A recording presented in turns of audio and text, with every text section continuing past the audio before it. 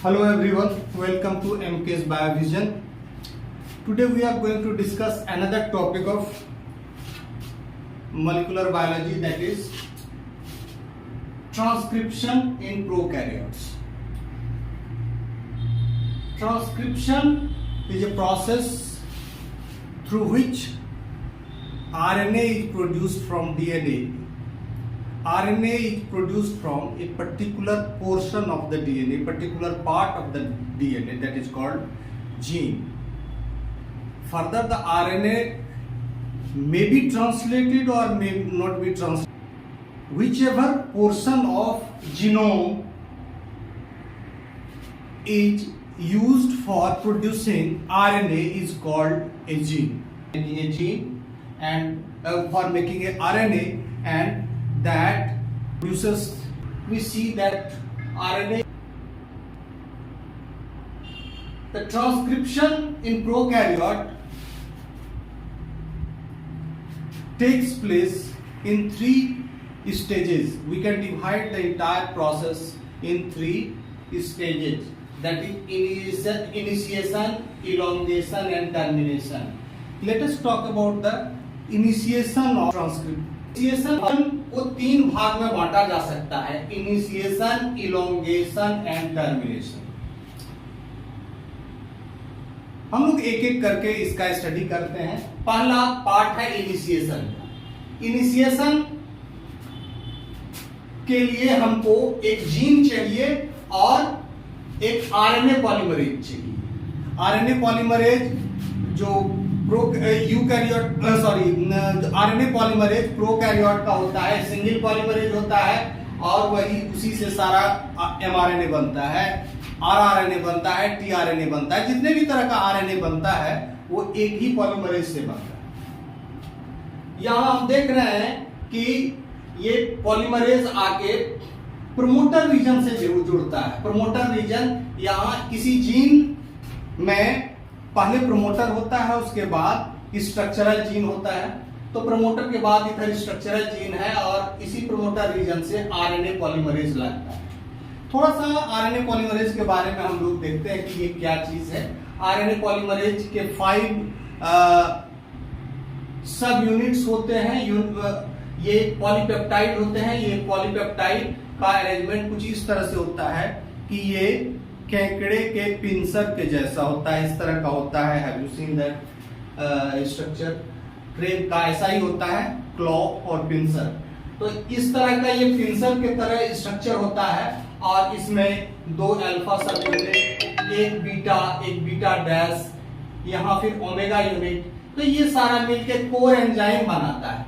Core enzyme में ये इसको पिंसर और ये जो कैटालिटिक सेंटर कैटालिटिक क्लिफ्ट है, इसी से डीएनए अंदर की तरफ आता है और एक एक न्यूक्लियोटाइड अंदर की तरफ ये रोपिन होता है और धीरे धीरे ये इधर से डीएनए बाहर होता है।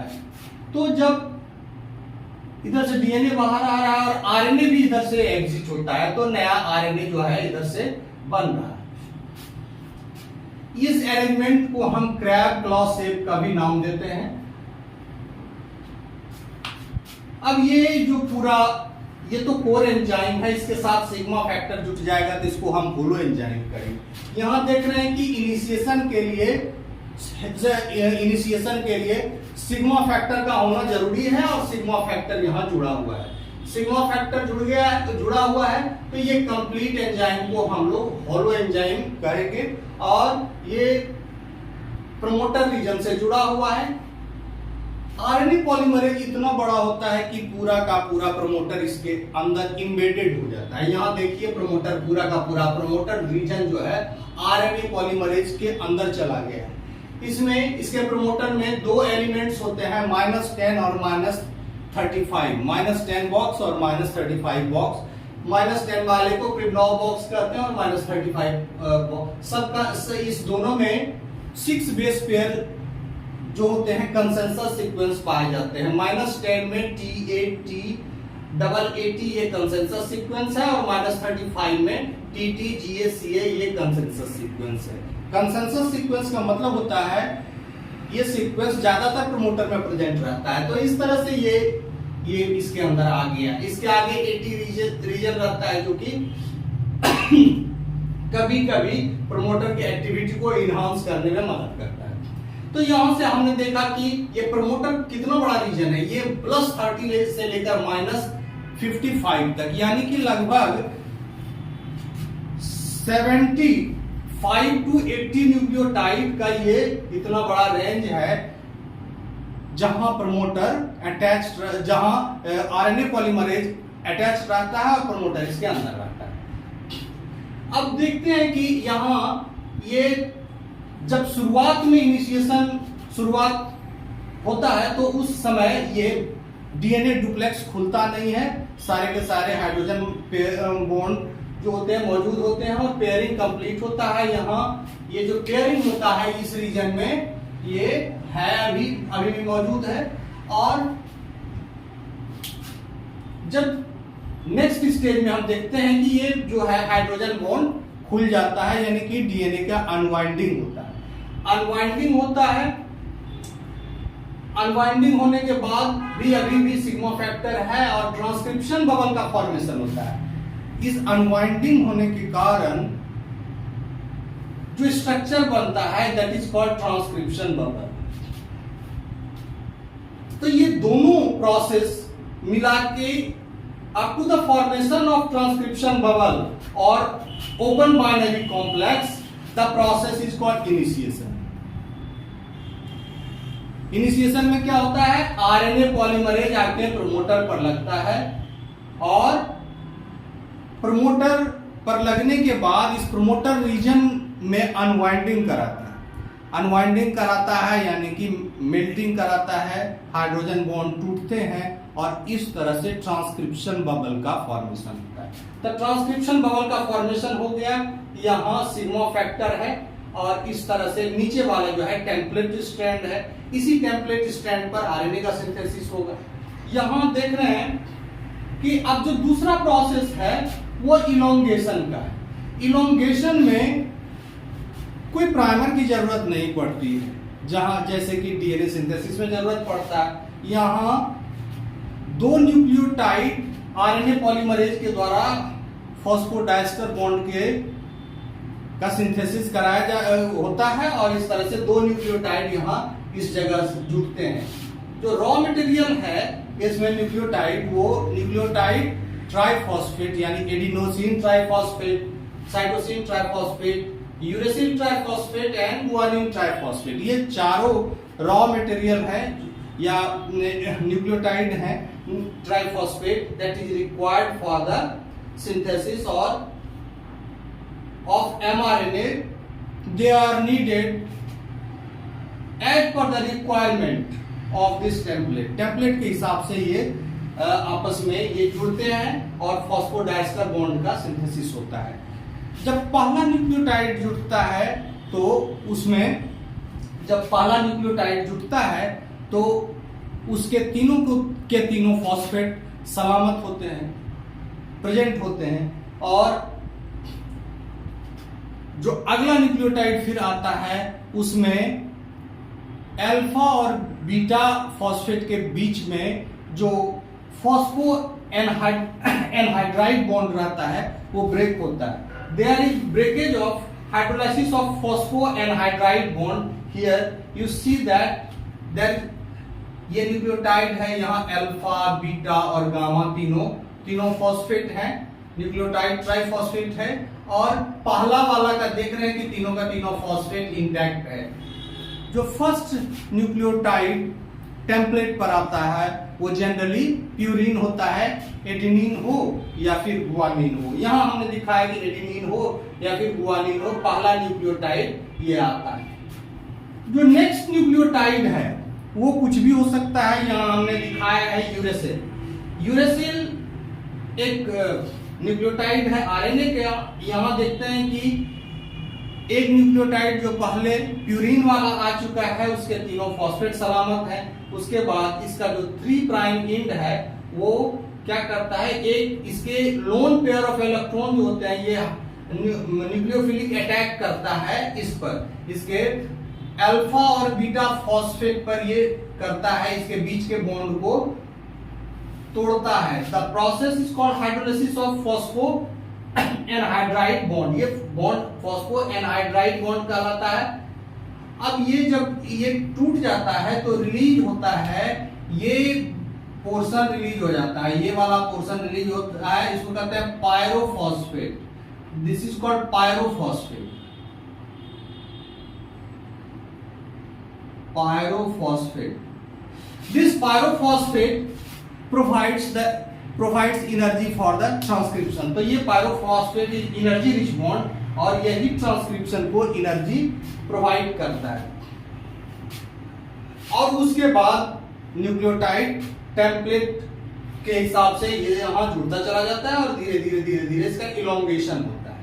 तो टर्नरी कॉम्प्लेक्स वो कॉम्प्लेक्स होता है जो बाइनरी कॉम्प्लेक्स के बाद बनता है, और यहां जो पहला दो न्यूक्लियोटाइड जुड़ता है, यहां दो न्यूक्लियोटाइड जुड़ रहा है और ये टर्नरी कॉम्प्लेक्स बना रहा है। तो यहां क्या है, एक आरएनए पॉलीमरेज है और डीएनए का टेम्पलेट है, plus there is plus a 2 nucleotide sequence is found here. तो इतना ये आरएनए एक 2 न्यूक्लियोटाइड प्लस ये टेम्पलेट, ये सारा मिला के टर्नरी कॉम्प्लेक्स बनता है। टर्नरी कॉम्प्लेक्स के आगे अब क्या होता है, इलोंगेशन होता है। Ternary process is the part of elongation, यहीं से इलोंगेशन शुरू हो जाता है। Up to binary complex there is initiation process, और टर्नरी प्रोसेस में क्या है, ये इलोंगेशन यहां से शुरू हो जाता है। और यहां हम देखते हैं कि न्यूक्लियोटाइड ट्राई न्यूक्लियोटाइड फॉस्फेट लगातार इसमें आ रहा है और धीरे धीरे इसका एक्सटेंशन हो रहा है। 2 न्यूक्लियोटाइड से लेकर 9 न्यूक्लियोटाइड तक का आरएनए जब बन रहा है तो ये संभावना होती है कि वो आरएनए पॉलीमरेज को छोड़कर बाहर निकल जाए, ठीक है। लेकिन 10 या 10 से ज्यादा न्यूक्लियोटाइड का यदि आरएनए बन गया है तो ज्यादातर संभावना होती है कि ये पूरा का पूरा आरएनए विल बी फॉर्म, तो ये पूरा का पूरा आरएनए तब बन जाएगा। तो ये एक तरह से लिमिट कहा जा सकता है कि 2 से लेकर 9 तक का न्यूक्लियोटाइड जो रहता है तो वो किसी भी समय आरएनए से बाहर आ सकता है। तो वैसे वैसे ट्रांसक्रिप्शन को हम लोग एबॉर्टिव ट्रांसक्रिप्शन कहते हैं। कॉर्डिसेपिन एक एडिनोसिन एनालॉग है जिसके पास 3 प्राइम OH नहीं होता है, और इसके नहीं रहने के कारण ये टर्मिनेशन करा देता है। ये क्या कराता है, टर्मिनेशन कराता है। यहां हम देख रहे हैं कि ये वाला this hydroxyl 3 prime hydroxyl group is very important for making nucleophilic attack on this alpha and between the alpha and beta phosphate. तो यहां ये जरूरी है ये होना, और जिसमें यदि इसमें कॉर्डिसेपिन के पास ये नहीं है तो जब 3 प्राइम पर OH है ही नहीं तो ये क्या करेगा कि अपने तो जुड़ जाएगा but it can not add more nucleotide क्योंकि there will be no hydroxyl group on its 3 prime. तो इस तरह का ये एनालॉग है जो टर्मिनेशन करा देता है। अब एक चीज है इसमें कि ये कैसे काम करता है, ये कैसे काम करता है।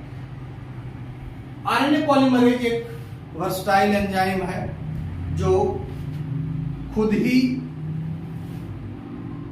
हेलिकेज का भी काम करता है और प्राइमर तो इसको चाहिए भी नहीं। तो इस तरह से ये इस स्पीड से चलता है 40 न्यूक्लियोटाइड पर सेकेंड के हिसाब से ये न्यूक्लियोटाइड का सिंथेसिस करा सकता है। यहां हम देख रहे हैं आरएनए पॉलीमरेज है, यहां -55 से 30 देखते हैं, ये आरएनए पॉलीमरेज यहां डीएनए डबल हेलिक्स पर है। ये 2 संभावना, this is a dynamic process in which this can, here is RNA polymerase, यहां प्रोमोटर से लगा हुआ है, ये आगे जाके श्रिंक करेगा, श्रिंक करता है, श्रिंक करेगा after the release of sigma factor. Sigma factor release हो जाता है, this is called promoter clearance. अब ये आगे की तरफ इलोंगेशन होगा, तब तक होता रहेगा जब तक कि टर्मिनेशन सिग्नल उसको ना मिले। तो अब ये आगे की तरफ ये इसका होता रहेगा। यहां हम देख रहे हैं कि ये यहां से जैसे ही सिग्मा फैक्टर रिलीज होता है, ये आरएनए श्रिंक करता है, और श्रिंक करने के कारण ये जो डीएनए हेलिक्स है वो खुल जाता है, अनवाइंडिंग होता है। तो ये जो अनवाइंडिंग होता है, ये प्रोसेस अक्सर ये टू एंड फ्रो आप बाई डायरेक्शनल होता है, और इस बाई डायरेक्शनल प्रोसेस में न्यूक्लियोटाइड, ट्राइन्यूक्लियोटाइड, मोनोन्यूक्लियोटाइड फॉस्फेट में बदलता है, फिर पायरोफॉस्फेट बनता है, और फिर इधर की तरफ यदि आगे नहीं जा सका तो ये पीछे भी जाता है, यानी कि दोनों दिशाओं में ये इक्विलिब्रियम का स्टेज ये बन सकता है, या ये इधर सकता है। जब मान लीजिए कि ये उल्टी दिशा में हो रहा है, यानी कि फिर डीएनए बाइंडिंग हो रहा है, तो उसमें क्या होता है कि आरएनए जो इसमें बना हुआ है वो बाहर चला जाता है, और फिर ये डीएनए अपने ओरिजिनल शेप में चला आता है और ट्रांसक्रिप्शन रुक जाता है। तो जब इस ओरिजिनल शेप में चला आएगा तो एबॉर्टिक आरएनए बनेगा, यानी कि प्रमोटर से बंधा और ट्रांसक्रिप्शन यहां बिगिन हो रहा है। लेकिन यदि 10 से कम न्यूक्लियोटाइड का आरएनए बना, छोटा न्यूक्लियोटाइड का आरएनए बना, तो वो इससे निकल जाता है एबॉर्टिक, और फिर ये अपने ओरिजिनल फॉर्म में चला आता है। This process is called DNA scrunching. इसको क्या कहते हैं? डीएनए स्क्रंचिंग कहते हैं। तो इस तरह से हम लोगों ने इस प्रोसेस को देखा कि ये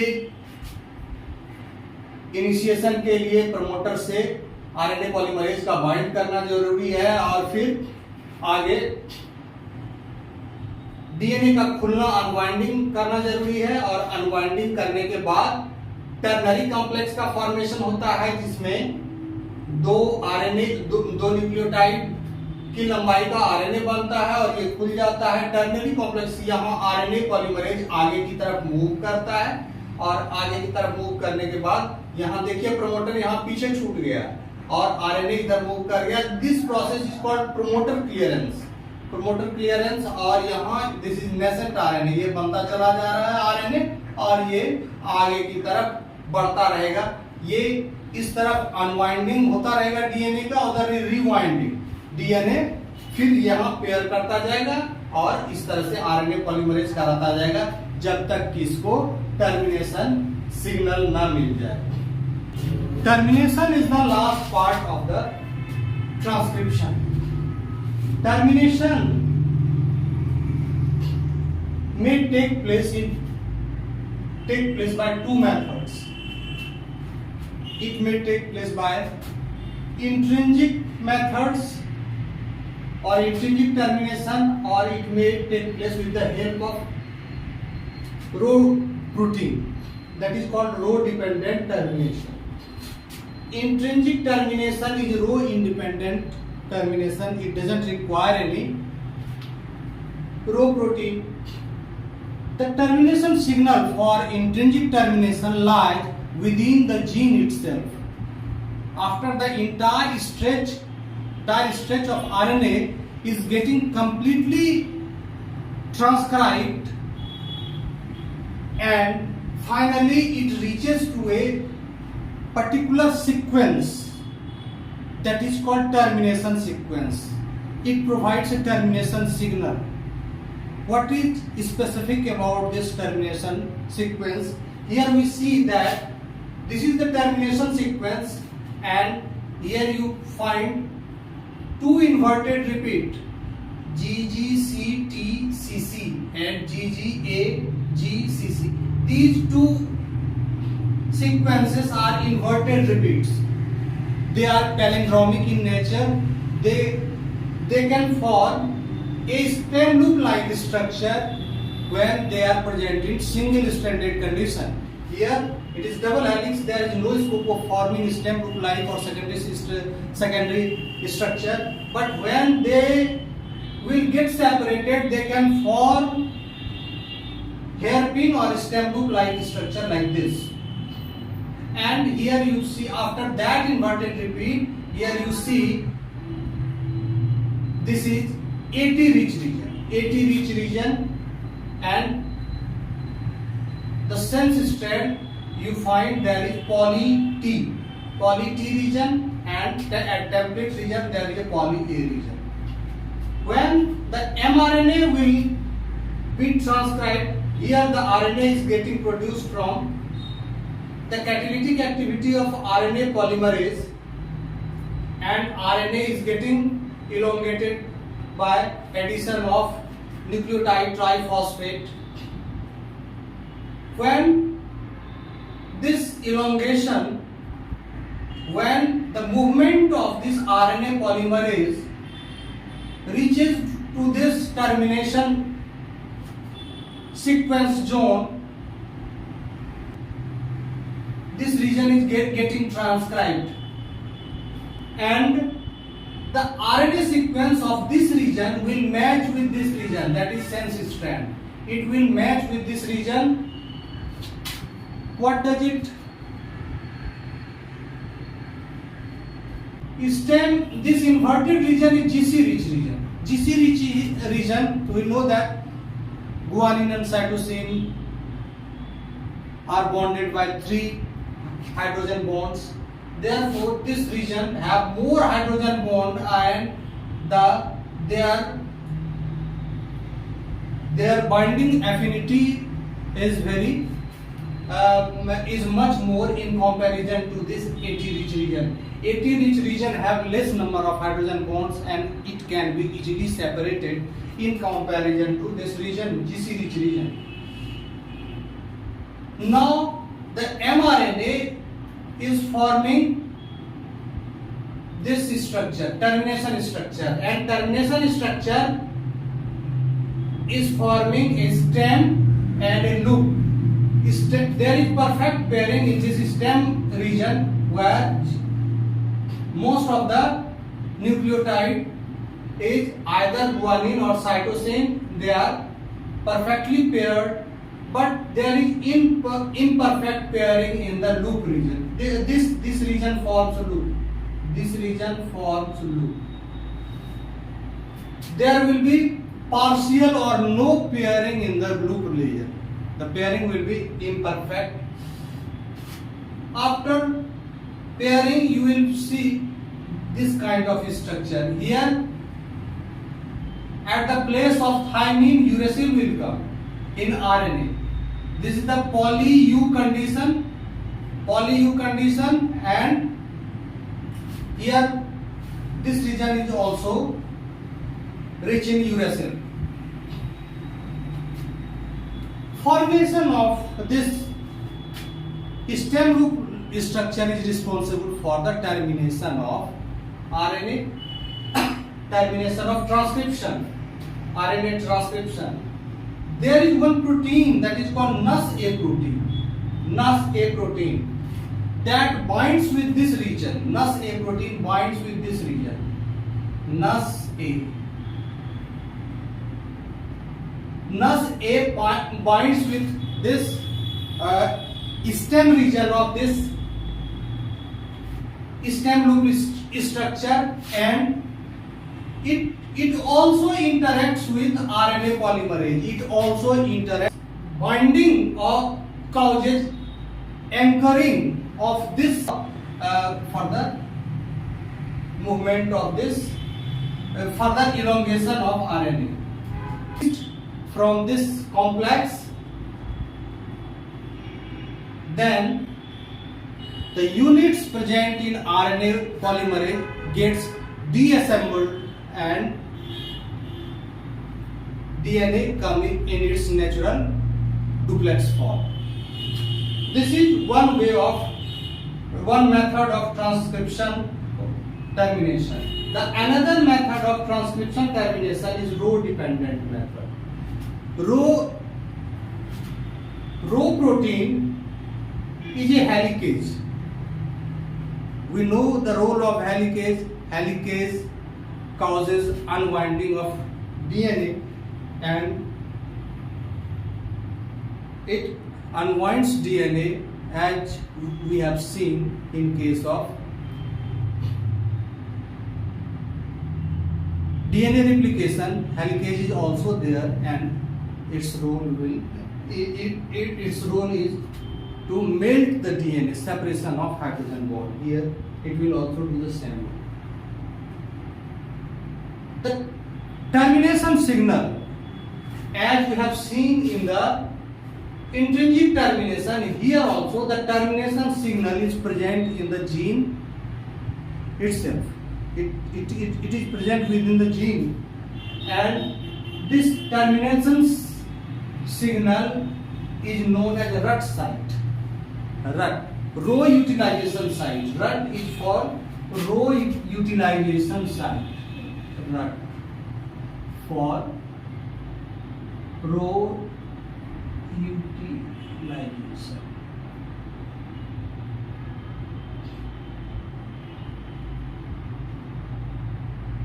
Row utilization site. Row utilization site, it is present at the end of the structural gene when the entire gene gets transcribed. Here, when the RUT site will be transcribed. Here you see that RUT is getting 6 units of this row protein assembled at this RUT site. 6 units of this helicase row protein assembled at the RUT site, that is hexamer. It now forms hexamer. Hexamer. In hexameric form, the enzyme acquires its catalytic activity. Now it starts rotating. It starts rotating RNA in clockwise fashion. We know that DNA double helix is anti-clockwise, and it now starts rotating in clockwise fashion, clockwise manner, and this activity requires ATP. ATP is needed for the activity of helicase, and this helicase finally moves towards the region where DNA RNA hybrid is present. DNA is of template region. This is the template DNA strand and this is the RNA strand. And when this helicase will reach this region, this will separate RNA from the DNA due to its rotating activity. It will finally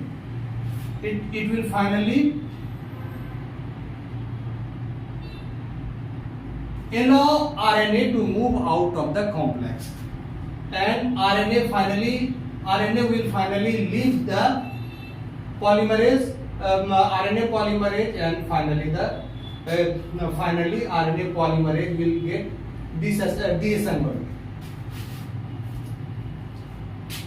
During course of transcription,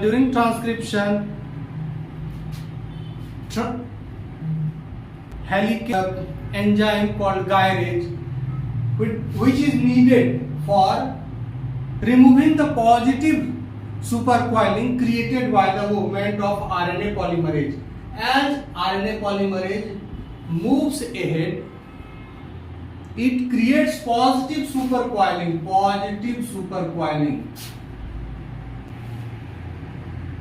and this positive supercoiling is removed by the enzyme gyrase.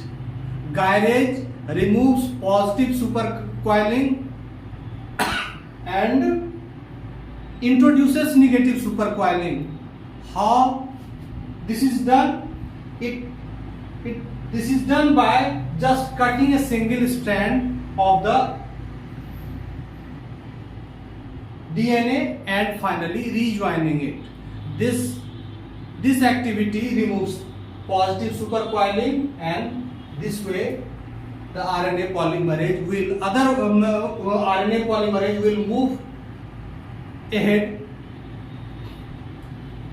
In absence of gyrase, RNA polymerase cannot move ahead because due to accumulation of positive supercoiling, there will be a knot-like structure ahead that RNA polymerase cannot bypass. It cannot bypass the knot-like, जो गांठ बन जाता है, इस गांठ को bypass नहीं कर पाता है, और इस गांठ को, इस knot-like स्ट्रक्चर को गायरेज रिमूव करता है, और इस तरह से ये होता है। इस तरह से हम लोगों ने देख लिया ट्रांसक्रिप्शन 3 स्टेप्स में, initiation, elongation and termination. Her part को हमने डिटेल में देख लिया।